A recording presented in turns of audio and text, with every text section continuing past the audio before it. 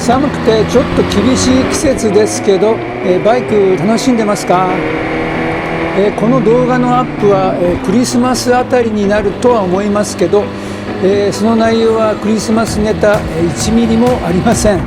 はしからずです。っていうか、撮影している今日は、冬至です。1年で最も昼の時間が短い日ですね。冬至は太陽の力が一番弱まった日ですけど、その日を境に再び力が蘇ってくるっていう、前向きな意味合いがあるらしいです。冬至の日はかぼちゃで栄養をつけて体を温めるゆず湯に入って無病息災を願いながら寒い冬を乗り切る知恵なんですね。クリスマスもいいんですけど、こういった日本の古くから続く風物詩を楽しむっていうのもいいかもですね。ということで、今日は温泉に行こうかと思います。いや、そこの温泉、柚子が入ってるかどうかは知りませんけどね。とりあえず向かいます。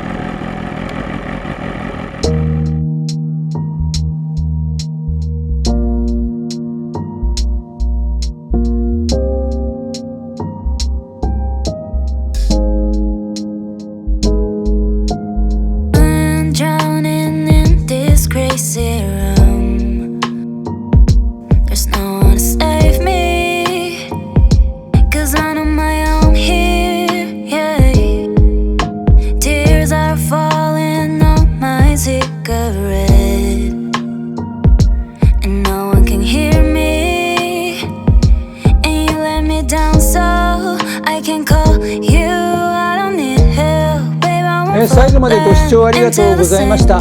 もしよろしければチャンネル登録の方よろしくお願いします。またこのチャンネルでお会いしましょう。ありがとうございました。